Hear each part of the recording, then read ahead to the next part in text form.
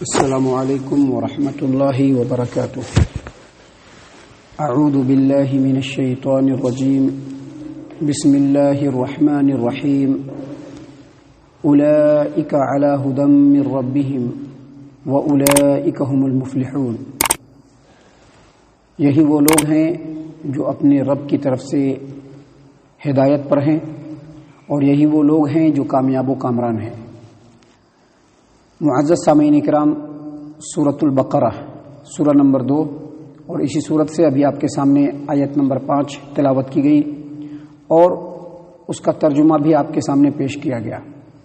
معزز سامعین اکرام، اس سے پہلے جو دروس ہم نے آپ کی خدمت میں پیش کیے ہیں، اور آج کی جو آیت کریمہ آپ کے سامنے تلاوت کی گئی، اس سے پہلے جو آیتیں آپ کے سامنے پیش کی گئی ہیں، ان آیتوں میں اللہ تبارک و تعالی نے ایمان والوں کی صفات بیان کی۔ ایسے لوگ جو متقی اور پرہیزگار ہیں، جن لوگوں کے اوپر اللہ تبارک و تعالیٰ کی خصوصی رحمت ہوتی ہے، جو لوگ اللہ تبارک و تعالیٰ کے اس پیغام، اس کلام قرآن کریم سے ہدایت حاصل کر سکتے ہیں، رہنمائی حاصل کر سکتے ہیں، ان لوگوں کی صفات کا تذکرہ کرتے ہوئے اللہ تبارک و تعالیٰ نے 5 چیزیں بیان کی۔ یعنی یہ جو کتاب ہے قرآن کریم، جو اللہ کی طرف سے نازل ہے، جس میں کوئی شک و شبہ کی گنجائش نہیں ہے، یہ کتاب ہدایت ہے پر ان لوگوں کے لیے جو پرہیزگار ہیں، جو متقین ہیں، ایمان والے جو متقی اور پرہیزگار ہیں۔ اور ان لوگوں کی صفت 5 کیا بیان کی اللہ تبارک و تعالیٰ نے؟ سب سے پہلی صفت یہ بیان کی کہ وہ لوگ غیب پر ایمان رکھتے ہیں، اور دوسری صفت یہ بیان کی کہ وہ لوگ نمازوں کو قائم کرتے ہیں، اور تیسری صفت یہ بیان کی کہ جو کچھ اللہ تبارک و تعالیٰ نے ان کو دیا ہے اس کو اللہ کے راستے میں خرچ کرتے ہیں۔ یعنی اگر وہ زکوٰۃ دینے والے ہیں تو زکوٰۃ بھی دیتے ہیں، اللہ کے راستے میں زکوٰۃ نکالتے ہیں۔ اور پھر 2 صفت اور بعد میں بیان کیا کہ اللہ تبارک و تعالیٰ کی جو کتابیں ہیں، چاہے یہ قرآن کریم ہو یا قرآن کریم سے پہلے جو کتابیں نازل ہوئی ہیں، ان کتابوں پر بھی وہ ایمان رکھتے ہیں، یعنی قرآن کریم پر بھی، اور پچھلے نبیوں پر جو کتابیں نازل ہوئی اس پر بھی ایمان رکھتے ہیں۔ اور اخیر میں جو صفت بیان کی وہ یہ کہ آخرت پر یقین کرنے والے ہیں۔ معزز سامعین اکرام، سب سے پہلے یہ بات سمجھ لیجئے کہ دین اسلام کے جو ارکان ہیں وہ 5 ہیں۔ دین اسلام کے ارکان، دین اسلام کا پلر جس پر دین اسلام کی عمارت قائم ہے، وہ 5 ہے۔ صحیح البخاری کتاب الایمان، باب دعاؤکم ایمانکم، حدیث نمبر 8، عبداللہ ابن عمر رضی اللہ عنہما روایت کرتے ہیں کہ نبی صلی اللہ علیہ وسلم نے فرمایا، بنی الاسلام علی 5، اسلام کی عمارت جو ہے وہ 5 پلڑوں پر ہے۔ اور وہ 5 پلڑ کون سے ہیں؟ شہادت اللہ الہ الا اللہ وان محمد رسول اللہ۔ پہلا جو پلڑ ہے، اللہ تبارک و تعالیٰ کی گواہی دینا کہ اللہ تبارک و تعالیٰ ایک ہے، اور محمد عربی صلی اللہ علیہ وسلم اللہ تبارک و تعالیٰ کے سچے رسول ہیں، اس بات کی گواہی دینا، اپنی زبان سے بھی، دل میں اس کی پختگی کو لانا۔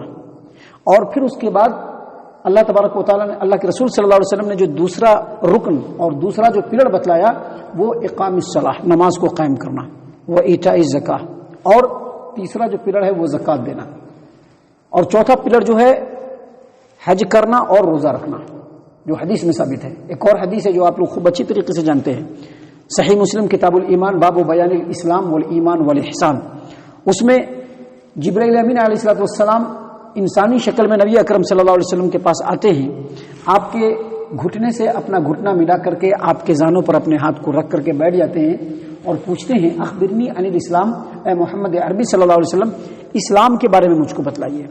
تو اللہ کے رسول صلی اللہ علیہ وسلم نے وہاں پر بتلایا کہ اسلام یہ ہے کہ تم اللہ تبارک و تعالیٰ کے وحدانیت کی گواہی دو، نبی اکرم صلی اللہ علیہ وسلم کی رسالت کی گواہی دو، اور نماز کو قائم کرو، زکوٰۃ ادا کرو، رمضان کے روزے رکھو، اور اگر بیت اللہ تک پہنچنے کی طاقت اور استطاعت ہے تو حج کرو۔ دیکھیے، اسلام کے ارکان 5 ہیں، اسلام کی بنیاد 5 ہے۔ لیکن یہ جو آیت کریمہ آپ کے سامنے پڑھی گئی ہے، جس میں اللہ تبارک و تعالیٰ نے بتلایا ہے کہ جن کے اندر 5 صفات ہوں وہ کامیاب ہیں، لیکن وہ 5 صفات جو ہیں وہ 5 ارکان نہیں ہیں، بلکہ ارکان میں سے صرف 3 کا تذکرہ ہوا ہے۔ دیکھیے، آپ ادھر دیکھ سکتے ہیں اللہ تبارک و تعالیٰ نے کیا فرمایا، الذین یؤمنون بالغیب، جو غیب پر ایمان رکھتے ہیں، ویقیمون الصلاۃ، نماز کو قائم کرتے ہیں، یہ ایک رکن ہے، ومما رزقناہم ینفقون، اور جو اللہ نے دیا ہے اس کو اللہ کے راستے میں خرچ کرتے ہیں، یعنی زکوٰۃ ادا کرتے ہیں۔ اور پھر اس کے بعد کیا کہا، والذین یؤمنون بما انزل الیک وما انزل من قبلک، جو اللہ تبارک و تعالیٰ کی کتابوں پر ایمان رکھتے ہیں، قرآن کریم پر بھی، اور جو دوسری کتابیں دوسرے پیغمبروں پر نازل ہوئی ہے اس پر بھی ایمان رکھتے ہیں۔ تو یہ 3 جو رکن ہے اس کو مختصراً ذکر کیا گیا ہے، اور اسی اختصار کی وجہ سے، اجمال کی وجہ سے 2 جو رکن ہے اس کا ذکر نہیں کیا گیا ہے۔ کون 2 رکن کا ذکر نہیں کیا گیا ہے؟ ایک روزے کا ذکر نہیں کیا گیا ہے، اور دوسرا حج کا ذکر نہیں کیا گیا ہے۔ روزہ کا بھی ذکر یہاں پر نہیں ہے اور حج کا بھی ذکر نہیں ہے۔ کیوں؟ کیونکہ یہ جو 5 صفات ہیں، یعنی جو آدمی غیب پر ایمان رکھتا ہے، جو آدمی 5 وقت کی نماز کو قائم کر لیتا ہے، جو آدمی اللہ تبارک و تعالیٰ کے دیے ہوئے میں سے خرچ کر لیتا ہے، جس آدمی کا یہ یقین ہو کہ یہ قرآن کریم بالکل سچی کتاب ہے، اللہ تبارک و تعالیٰ کی کتاب ہے، اور جو آدمی آخرت پر یقین رکھ لیتا ہے، اب اس کے لیے کوئی بھی عمل ناممکن نہیں ہے، ہر عمل کو وہ کر سکتا ہے۔ وہ روزہ بھی رکھ سکتا ہے، کیونکہ اس کو معلوم ہے کہ روزہ ہمارے رب کی طرف سے ہے، روزہ ہمارے پیارے رسول صلی اللہ علیہ وسلم نے فرض قرار دیا ہے، وہ روزہ بھی رکھے گا، حج بھی کرے گا، اس کے علاوہ جو دوسرے اسلام کے احکام ہیں اس کو بھی ادا کرے گا۔ اب دیکھیے ایک حدیث ہے، بہت ہی مشہور معروف حدیث ہے، صحیح البخاری کتاب الایمان باب الزکوٰۃ من الاسلام، حدیث نمبر 46، طلحہ بن عبید اللہ رضی اللہ عنہ روایت کرتے ہیں کہ ایک دیہاتی، یعنی عرب کے علاقے میں بدو ہوتے تھے، ایک اعرابی، وہ اعرابی نبی اکرم صلی اللہ علیہ وسلم کی خدمت میں آئے، بال بالکل بکھرے ہوئے تھے، دور سے ہی وہ نبی صلی اللہ علیہ وسلم سے بات کرتا چلا آ رہا تھا، تو ہم لوگوں نے صرف اس کی بھن بھناہٹ سنی کہ وہ صرف بھن بھن بھن بھن کر رہا ہے، یعنی اس کی آواز سنائی نہیں آ رہی ہے، سمجھ میں نہیں آ رہی ہے۔ جب وہ قریب میں آیا تو پتہ چلا کہ وہ اللہ کے رسول صلی اللہ علیہ وسلم سے اسلام کے بارے میں پوچھ رہا ہے، اسلام کیا ہے، اسلام میں ہم کو کون سا عمل کرنا ہے۔ اور صحیح البخاری میں بھی آگے ایک جگہ پہ اسی طرح کی روایت ہے، جس میں جو اعرابی آیا اس نے پوچھا نبی صلی اللہ علیہ وسلم سے کہ اللہ کے رسول صلی اللہ علیہ وسلم ایسا عمل بتلائیے جو مجھ کو جنت میں داخل کر دے۔ تو اللہ کے رسول صلی اللہ علیہ وسلم نے فرمایا تمہارے اوپر نماز فرض ہے، نماز فرض ہے۔ کہا کہ اس کے علاوہ تو کچھ نہیں ہے، دن بھر میں 5 وقت کی نماز فرض ہے۔ اس نے کہا کہ اس کے علاوہ اور بھی تو کچھ نماز تو نہیں پڑھنا ہے۔ کہا کہ اس 5 نماز کے علاوہ اگر تم نفل پڑھنا چاہو تو نفل پڑھ سکتے ہو۔ اس کے بعد نبی صلی اللہ علیہ وسلم نے کہا کہ تمہارے اوپر سال میں 1 مہینے کا روزہ فرض ہے۔ اس نے کہا کہ اس 1 مہینے کے روزے کے علاوہ بھی کچھ فرض ہے؟ کہا کہ نہیں، اگر تم چاہو تو نفلی روزہ رکھ سکتے ہو۔ پھر نبی صلی اللہ علیہ وسلم نے زکوٰۃ کے بارے میں بتلایا کہ اگر تمہارے پاس مال ہے تو زکوٰۃ فرض ہے۔ اس آدمی نے کہا کہ اس زکوٰۃ کے علاوہ بھی کچھ فرض ہے؟ کہا کہ اگر تم نفلی صدقہ کرنا چاہو تو کر سکتے ہو۔ تو اس آدمی نے کہا کہ اللہ کی قسم، آپ نے جو بتلایا ہے اس میں نہ کمی کروں گا نہ زیادتی کروں گا۔ اللہ کے رسول صلی اللہ علیہ وسلم نے فرمایا کہ اگر یہ سچ بول رہا ہے تو یہ مراد کو پہنچ گیا۔ اور دوسری جگہ صحیح البخاری میں ہے کہ نبی صلی اللہ علیہ وسلم نے فرمایا کہ جو آدمی جو ایک جنتی آدمی کو دیکھنا چاہے وہ اس آدمی کو دیکھ لے۔ تو دیکھیے یہاں پر صرف نماز کا ذکر ہے، روزے کا ذکر ہے، زکوٰۃ کا ذکر ہے، لیکن حج کا ذکر نہیں ہے۔ تو اس طرح سے اجمالاً یہ جو 5 باتیں بتلائی گئی ہیں، یعنی غیب پر ایمان لانا، نمازوں کو قائم کرنا، جو اللہ نے دیا ہے اس کو اللہ کے راستے میں خرچ کرنا، اور اس قرآن کریم کو برحق اور سچی کتاب سمجھنا، اس کے علاوہ جو کتابیں نازل ہوئی اس کے اوپر بھی ایمان رکھنا، اور آخرت پر یقین رکھنا، یہ 5 ایسی صفات ہیں، 5 ایسے شروط ہیں کہ جس آدمی کے اندر یہ صفات پیدا ہو گئے وہ اللہ اور اس کے رسول کے بتائے ہوئے ہر عمل کو ہر وقت کر سکتا ہے۔ لہذا ہمارے لیے ضروری ہے کہ ان 5 صفات کے اوپر ہم غور کریں۔ یہی وجہ ہے کہ ان 5 صفات کو بیان کرنے کے بعد اللہ تبارک و تعالیٰ نے آخر میں کیا کہا؟ اولئک علی ھدی من ربہم، یہی وہ لوگ ہیں جو اپنے رب کی طرف سے ہدایت پر ہیں، یعنی نور پر ہیں، بصیرت پر ہیں، دلیل پر ہیں، برہان پر ہیں، کامیابی پر ہیں، کامرانی پر ہیں۔ علی ھدی من، یہ ہدن سے پہلے علی کا لفظ آیا ہے۔ علی عربی میں پر ہوتا ہے، پر علی عربی میں کیا ہوتا ہے؟ پر ہوتا ہے، یعنی کسی چیز کے اوپر۔ علی کا مطلب کسی چیز کے اوپر۔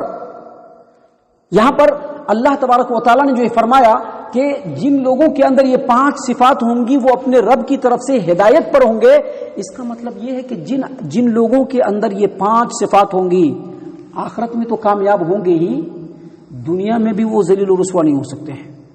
اس سے کیا پتہ چلتا ہے؟ اس سے یہ پتہ چلتا ہے کہ کہیں نہ کہیں ان 5 صفات میں ہمارے اندر بہت ساری کمزوریاں ہیں۔ یہی وجہ سے آج ہم دنیا کے اندر اونچائی پر نہیں ہیں، سربلندی پر نہیں ہیں۔ ہم کو غور کرنا چاہیے کہ یہ جو 5 صفات ہیں اس میں ہم کہاں تک سچے ہیں، کہیں ایسا تو نہیں کہ کہیں پر ہمارے اندر کھوٹ ہو رہا ہے.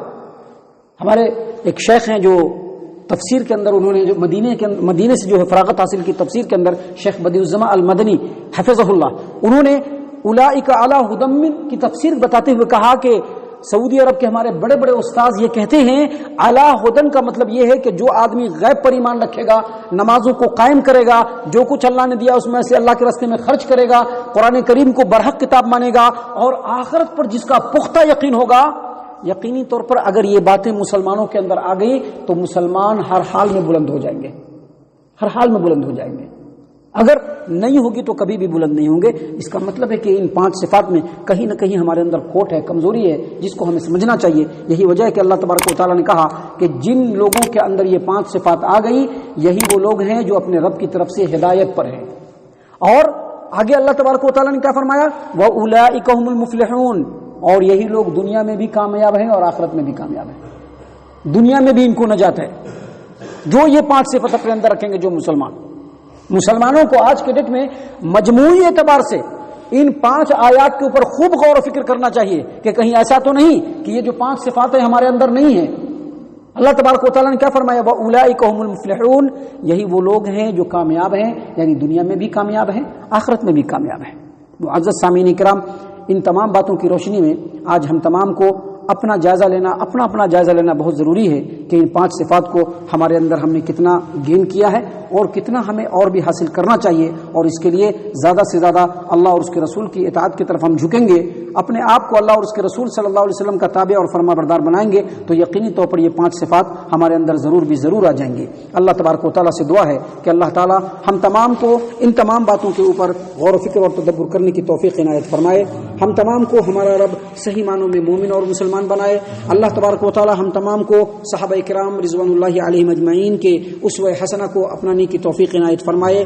اللہ تبارک و تعالیٰ ہم تمام کو پکا سچا مومن اور مسلمان بنائے. قرآن کریم کی جو آیات ہم سنتے ہیں اور اس میں جو اللہ تبارک و تعالیٰ کا ہم پیغام پاتے ہیں، اللہ تعالیٰ ان تمام باتوں کے اوپر ہم تمام کو عمل پیرا ہونے کی توفیق عنایت فرمائے. اللہ تبارک و تعالیٰ ہم تمام کو جنت الفردوس میں جگہ عطا فرمائے. اے اللہ ہم تمام کو جہنم سے پناہ دے. اے رب العالمین ہم تمام کو جہنم سے پناہ دے. اے مالک الملک ہم تمام کو جہنم سے پناہ دے. آمین یا رب العالمین. وما علینا الا البلاغ المبین.